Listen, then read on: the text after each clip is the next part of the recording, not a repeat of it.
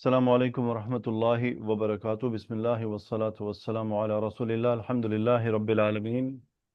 بفضل اللہ تعالی ہم نے بلاغت علم البلاغہ کو شروع کیا، اور علم البلاغہ میں سب سے پہلے ہم نے فصاحت اور بلاغت کی ڈیفینیشنز کو دیکھا۔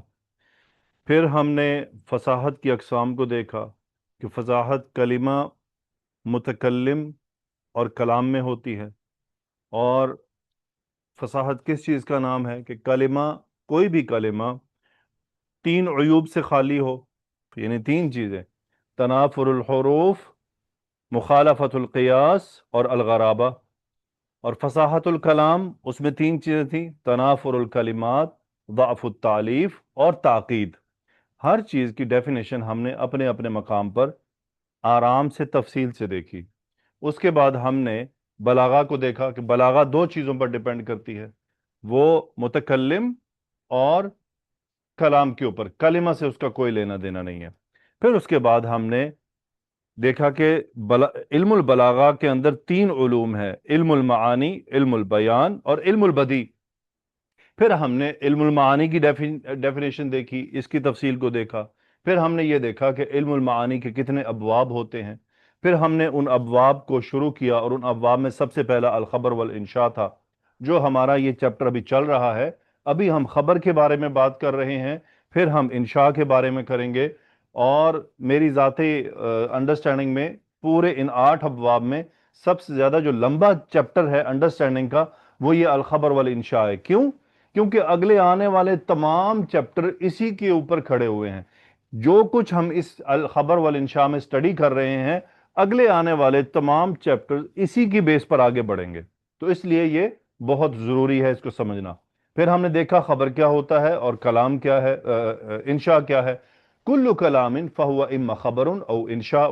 پھر خبر اور انشاء کی ڈیفینیشن دیکھا کہ خبر کیا، الخبر ما یصح ان یقال لقائلہ انہ صادق فیہ او کاذب، یعنی ہر وہ چیز خبر ہوتی ہے جس کے کہنے والے کے بارے میں یہ رائے قائم کی جائے کلام کو لے کر کہ یہ اس کلام کے بارے میں سچا ہے یا جھوٹا ہے۔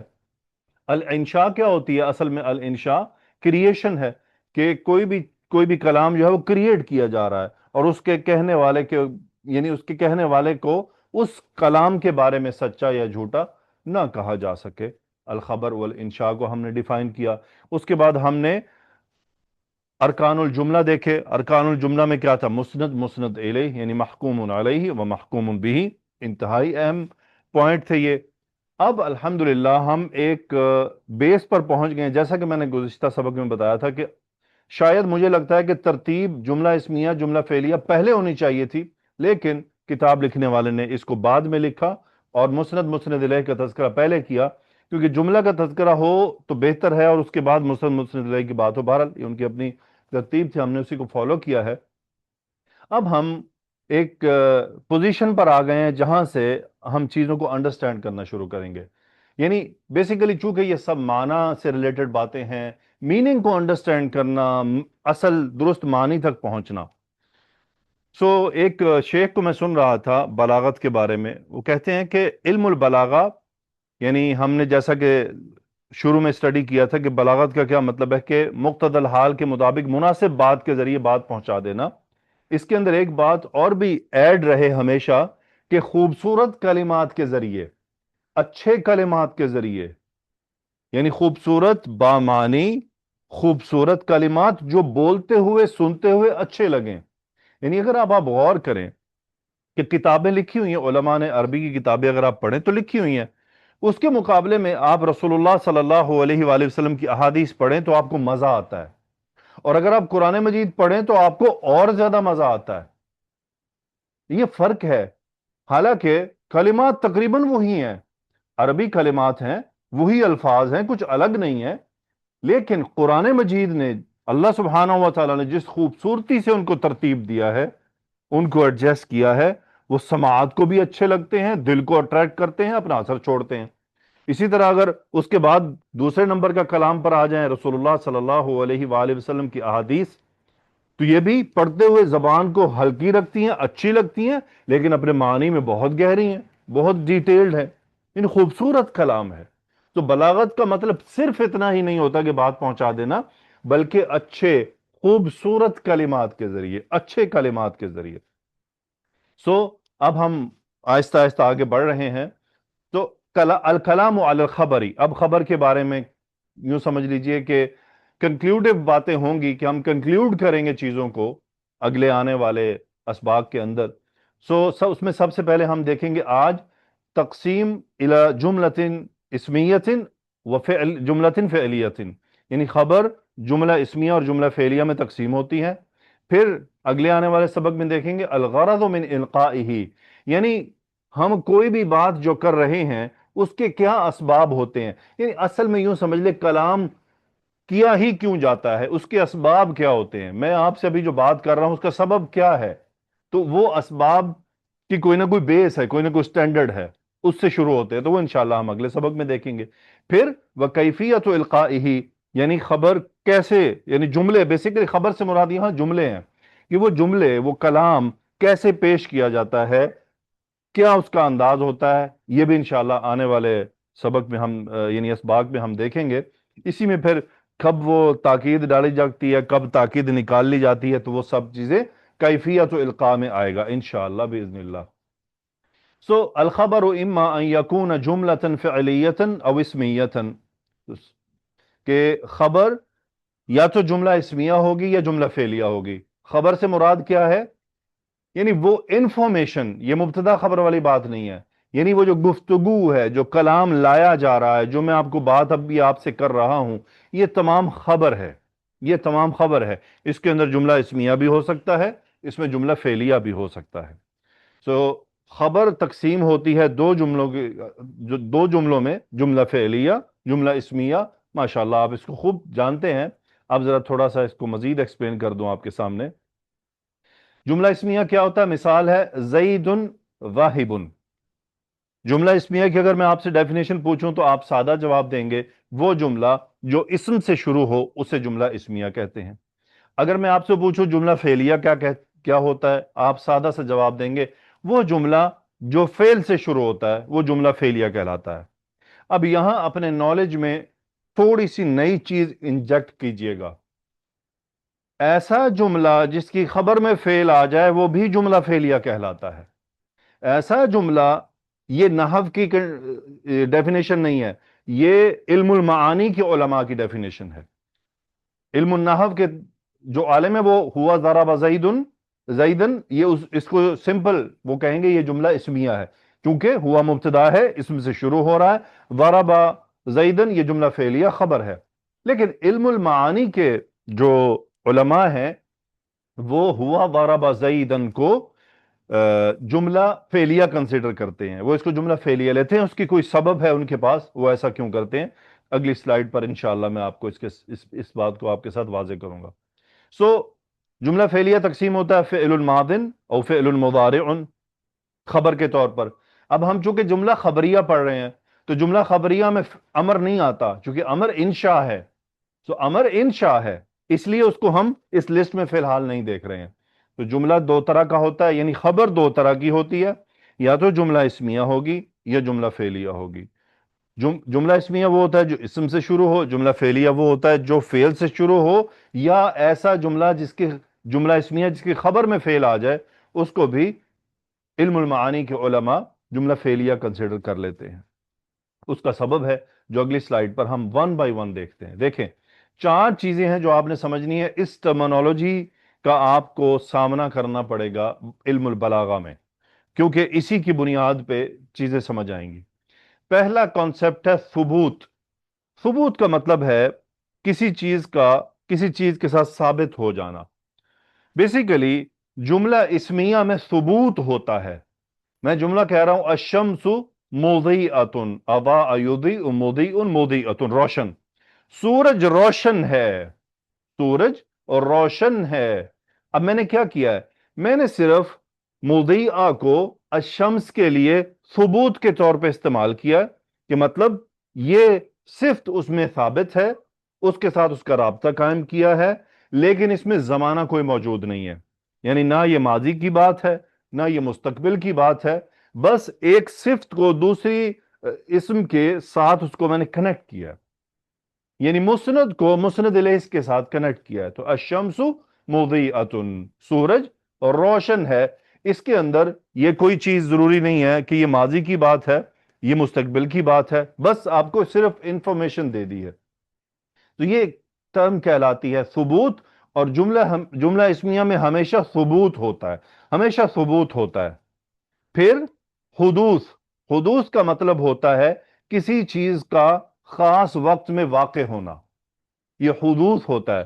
اور حدوث جملہ فعلیہ میں ہوتا ہے، جاء زید، حدوث ہوا ہے، یفعل زیدن، زید کرتا ہے، حدوث ہوا ہے، میں نے کسی فعل کا، یعنی کسی فعل کی نسبت قائم کی ہے زید کے ساتھ، اور اس کا وقت بتایا ہے، ٹائم بتایا ہے اختصار کے ساتھ۔ جو کسی کام یا حالت کا کسی خاص وقت میں واقع ہونا حدوث کہلاتا ہے، تو یہ فعل میں ہوتا ہے۔ لیکن ایک اور کیفیت ہے جسے استمرار کہا جاتا ہے۔ اردو میں استمرار اور عربی میں استمرار ایک ہی ہے، یعنی کنٹینیویشن۔ کچھ ایسی چیزیں ہوتی ہیں جس میں استمرار ہوتا ہے، اور یہ استمرار جملہ اسمیہ میں بھی ہو سکتا ہے اور جملہ فعلیہ میں بھی ہوتا ہے۔ استمرار مثلا العلم نافع، اب علم نفع بخش ہے، علم فائدے مند چیز ہے، تو یہ ایک ایسی انفارمیشن ہے جو ہر وقت ہی ہے۔ الشمس مضیئۃ، سورج روشن ہے، جس وقت میں بات کر رہا ہوں اس وقت روشن ہے۔ ہو سکتا ہے بادل آ جائیں سورج غائب ہو جائے، شام آ جائے سورج غائب ہو جائے، تو وہ کسی خاص موقع پر ہم نے بات کی۔ لیکن العلم نافع یہ ایک ایسی انفارمیشن ہے جو ہمیشہ ہی فائدہ مند ہے، علم ہمیشہ ہی فائدہ مند ہے۔ تو یہ استمراری کیفیت ہے، یعنی کسی صفت کا مسلسل باقی رہنا۔ تو ہم یہ کہہ سکتے ہیں کہ جملہ اسمیہ میں یہ استمرار ہے۔ یہ چیزیں ضروری ہیں علم البلاغہ میں کہ ہم درست معنی نکال سکیں۔ اسی لیے آپ کو یاد ہوگا جب ہم نے لیکچر شروع کیے تھے تو میں نے آپ کو امام سکاکی کا قول بتایا تھا کہ جو آدمی علم البلاغہ میں خاص طور پہ علم المعانی کو نہ سمجھ سکے وہ کیسے قرآن کی تفسیر کر سکتا ہے؟ جملوں کا، اس کا استمرار ہونے کا میننگ اس کو سمجھ آئے، اس کا حدوث سمجھ آئے، ثبوت سمجھ آئے۔ اور ایک اور ہے استمرار تجددی۔ استمرار تجددی کیا ہوتا ہے؟ یعنی ایک ہے استمرار، کنٹینیو ایک چیز جا رہی ہے۔ تجدد کا مطلب ہے کہ تھوڑی دیر بعد دوبارہ دوبارہ ہونا، چیز کا ریپیٹ ہونا، جیسے کسی عمل کا بار بار ہوتے رہنا۔ یکتب الطالب کل یوم، اب مثلا یہ یکتب الطالب کل یوم، اس کو استمرار تجددی میں لے جانے والا کون تھا؟ قرینہ، وہ کیا ہے؟ کل یوم۔ سو جملے میں قرینہ موجود ہوتا ہے، کوئی نہ کوئی چیز ہوتی ہے، کوئی نہ کوئی ایسی انسٹرومنٹ موجود ہوتا ہے جو جملے کے اندر بتاتا ہے کہ اس میں استمرار تجددی پایا جا رہا ہے، اور وہ ہم کلام سے سمجھتے ہیں۔ اب ہم اس ساری سٹوری کو شیخ جو شیوخ ہیں اس کتاب کے رائٹر، ان کے الفاظ کے اندر سمیٹتے ہیں کہ وہ کیا کہتے ہیں۔ مثلا وہ کہتے ہیں الخبر اما یکون جملة فعلیة او اسمیة، کہ خبر یا تو جملہ فعلیہ ہوتی ہے یا جملہ اسمیہ ہوتی ہے۔ فالأولا، جیسا کہ ان کی کتاب میں یہ ترتیب مسلسل چلی آ رہی ہے کہ وہ دوبارہ لکھنے کی بجائے اولا یا ثانی اس طرح سے کہتے ہیں۔ فالأولا، اولا سے مراد الجملة الفعلیہ، فالأولا موضوعة، یعنی اس کو وضع کیا جاتا ہے لإفادة الحدوث، یعنی کسی خاص وقت کا فائدہ دینے کے لیے، فی زمن مخصوص، خاص زمانے میں، مع الاختصاری، اختصار کے ساتھ، یعنی بجائے بات طویل کی جائے مختصر کہنے کے لیے جملہ فعلیہ کی صورت میں اسے بیان کیا جاتا ہے۔ اس میں میسج دیا جانا ہوتا ہے کہ یہ کام مثلا کسی زمانے کے ساتھ جڑا ہوا ہے۔ مثلا میں کہتا ہوں زید ذاہب، اب زید ذاہب میں کیا ہے؟ میں نے صرف جانے کی صفت کو زید کے ساتھ کنیکٹ کیا ہے، لیکن اس کے اندر آپ کو کوئی خبر نہیں ہوئی کہ زید گیا یا جائے گا، کچھ نہیں پتا آپ کو۔ لیکن جو ہی میں کہوں گا زید، یعنی ذہب زید، زید گیا، بس بات ختم ہوگی۔ یہی وہ چیز ہے، فالأولا فعلیۃ موضوعۃ لإفادۃ الحدوث فی زمن مخصوص، یعنی جملہ فعلیہ ایسا جملہ ہوتا ہے جو کسی یعنی اس کو وضع کیا جاتا ہے زمانے کا فائدہ دینے کے لیے، خاص زمانے سے تعلق رکھتا ہوا، اور مال اختصار، یعنی اختصار مختصر انداز میں کہ ذہب زید، مجھے یہ نہیں بتانے کی ضرورت امس، ذہب نے کلیئر کر دیا یہ ماضی کی بات ہے، تو یہ اس طرح سے مال اختصار کے ساتھ. پھر وہ کہتے ہیں وقد، یعنی اسی جملہ فعلیہ کے بارے میں وہ کہہ رہے ہیں قد. قد آپ کو پتا ہے گرامر میں جب فعل مضارع کے ساتھ آتا ہے تو اس کا مطلب ہوتا ہے کبھی کبھار. قد تفیدو یعنی کبھی کبھی فائدہ دیتا ہے، یعنی اس کا ہیا فائل ہے، تفیدو کا وہ کدھر جملہ فعلیہ کی طرف جا رہا ہے. الاستمرار التجددی یعنی کنٹینیویشن اور اس کا بار بار ہونے کی طرف کبھی کبھی اس کا فائدہ ہوتا ہے. یعنی جملے میں کلام کے اندر کسی چیز کی موجودگی میں کرینہ کوئی موجود ہوگا جو ہمیں گائیڈ کرے گا کہ یہاں پر الاستمرار تجددی ہو رہا ہے، یعنی ہے تو فعل مضارع مستقبل کی بات ہے لیکن اس کے اندر کنٹینیویشن پائی جا رہی ہے، اور وہ بھی تجددی کہ اس کے اندر یعنی ایک وقتاً فوقتاً یہ کام ہوتا ہے لیکن ہوتا ہے. اسی لیے انہوں نے کہا بالقرائن کہ کرینہ موجود ہوگا. اذا کان الفعل مضارعا، یہ کب ہوگا استمرار تجددی؟ جب فعل مضارع ہوگا. کقول طریف، جیسا کہ طریف کا قول ہے، طریف شاعر کا نام ہے، یہ اس کا شعر ہے. اب کلما وردت عقاد قبیلۃ بعثوا الی عریفہم یتوسموا. اب آپ غور کریں اس پورے جملے میں تمام اس نے فعل ماضی استعمال کیے ہیں. وردت، بعثوا، عقاز کیا ہے؟ یہ بیسیکلی بازار کا نام ہے جو طائف کے قریب لگتا تھا. تو جب جب بھی وردت عکاز قبیلتن، کوئی بھی قبیلہ عکاز کے بازار میں وارد ہوتا ہے یعنی آ جاتا ہے، اترتا ہے، نزول کرتا ہے، وہاں رکتا ہے، آ کر بعثو بھیجتا ہے الیہ میری طرف عریفہم اپنے سردار کو، یتوسمو جو مجھے غور سے دیکھتا رہتا ہے، میری علامات کو نوٹ کرتا ہے، مجھ پر فوکس کرتا ہے. اب دیکھیں اس نے کیا یتوسمو، اور انہوں نے کیا کہا کوئی بھی قبیلہ، یعنی کوئی بھی قبیلہ جب بھی اوقاز میں اترتا ہے تو وہ اپنا کوئی نہ کوئی سردار میری طرف بھیجتا ہے، اور وہ سردار یتوسمو بار بار بار بار آ کے مجھے غور سے دیکھتے ہیں، مجھے ہی تکتے رہتے ہیں، میری علامتیں نوٹ کرتے ہیں. دیکھیے اب اس یتوسمو کے بار بار ہونے کو کون سا قرینہ موجود ہے؟ یہ کلما.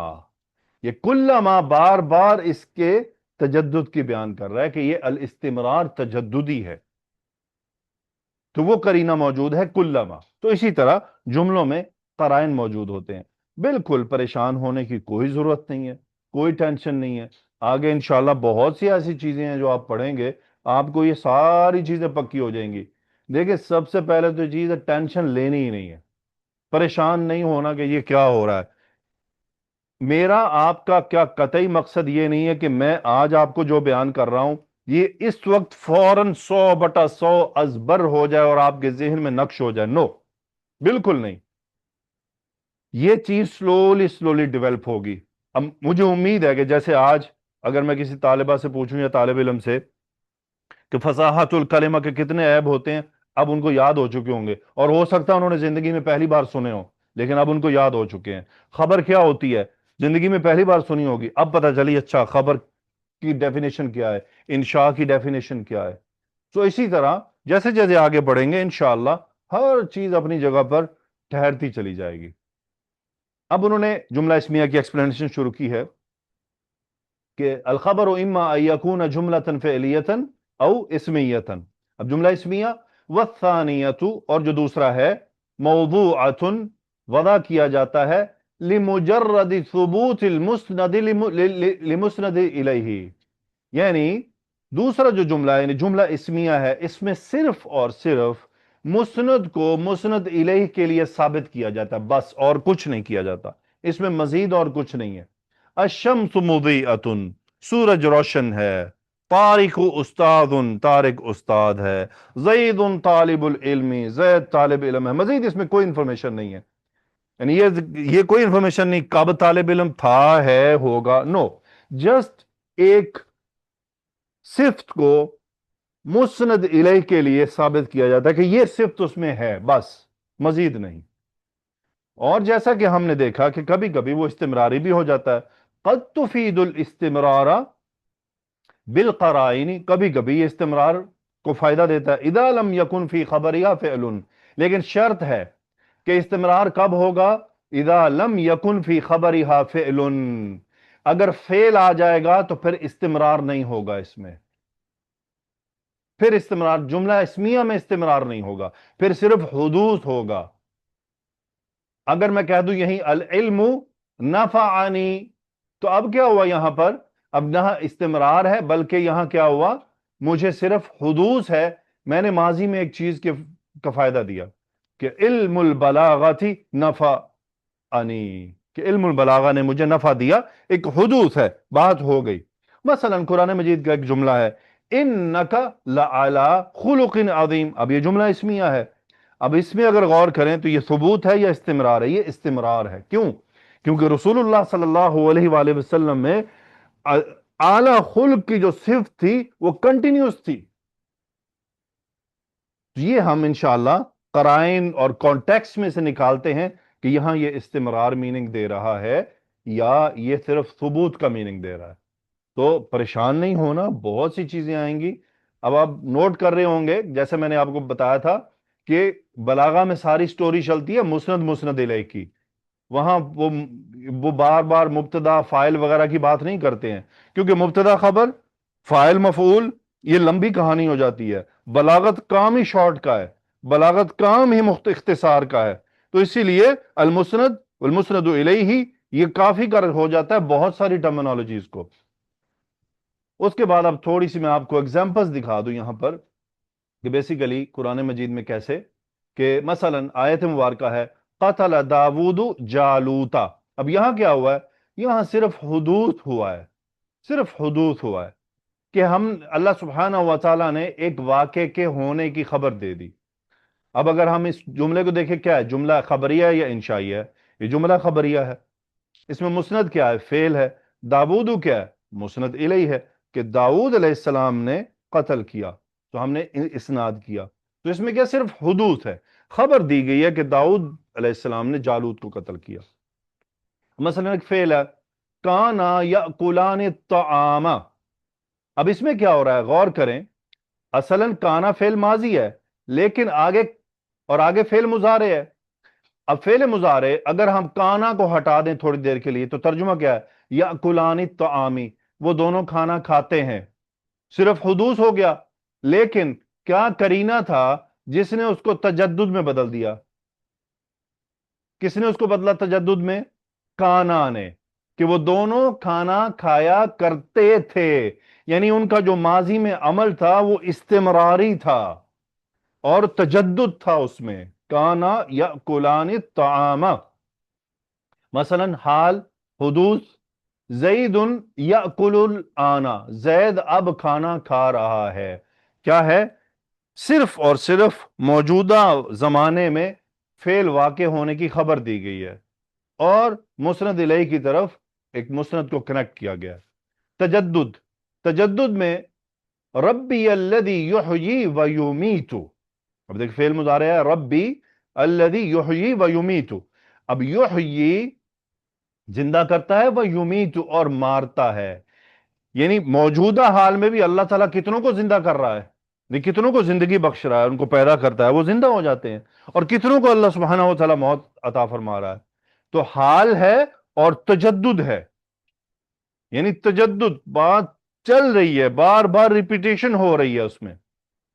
مستقبل کی طرف مثلا حدوث، کرینہ سے پتا چلے گا مستقبل حدوث. فَأُولَئِكَ يَدْخُلُونَ الْجَنَّةَ. اب یہ جملہ اسمیہ ہے، غور کریں، لیکن انہوں نے اس کو جملہ فعلیہ میں کاؤنٹ کیا ہے. تو اولائک کا مبتدا، یعنی مبتدا سے مراد مسند الیہ، یدخلون جملہ فعلیہ، خبر یعنی کیا؟ مسند. اولائک یدخلون الجنت. اب یہاں پر قرینہ بتا رہا ہے کہ جنت میں داخل ہونے کا کام کب ہونا ہے؟ مستقبل میں ہونا ہے. اور حدوث کیا ہے؟ صرف زمانے کی بات کی گئی ہے کہ مستقبل میں یہ کام ہوگا. فَأُولَئِكَ يَدْخُلُونَ الْجَنَّةَ، وہ جنت میں داخل ہوں گے. پھر تجدد ہے، بات مستقبل کی ہے. يَطُوفُ عَلَيْهِمْ وِلْدَانٌ مخلدون، طاف یطوف، یطوف مسند، ولدان المخلدون مسند الیہ. تو بتایا کیا جا رہا ہے، یعنی مستقبل میں یطوف چکر لگائیں گے ولدان المخلدون ان کے ارد گرد، ان کے اوپر. اور یہ چکر لگانا ایک بار نہیں ہوگا، تجدد ہوگا. یطوف طواف کرتے رہیں گے، چکر لگاتے رہیں گے، ان کے پاس بار بار حاضر ہوتے رہیں گے.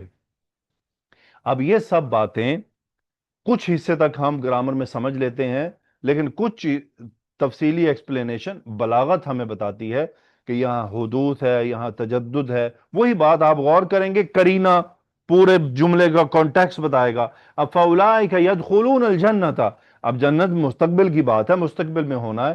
کوئی یہ نہیں کہہ سکتا کہ حال میں کچھ ہو رہا ہے. تو یہ کرینہ ہی بتا رہا ہے کہ یہ مستقبل کی بات ہے. حدوث ہے، زمانے کی بات کی گئی ہے، لیکن لنک کہاں کر رہی ہے؟ مستقبل میں. مجھے امید ہے کچھ نہ کچھ آپ کو سمجھ آیا ہوگا. اللہ سبحانہ و تعالیٰ سے دعا ہے کہ وہ آپ کے لیے آسانیاں عطا فرمائے، میرے لیے بھی آسانیاں عطا فرمائے، میری زبان میں بھی برکت عطا فرمائے کہ یہ تمام جو موضوعات ہیں میں آپ کو آسانی سے آپ تک کنوے کر سکوں. سبحانک اللہم و بحمدک، اشہد ان لا الہ الا انت، استغفرک و اتوب الیک. اللہم صلی وسلم علی نبینا محمد. آمین یا رب العالمین.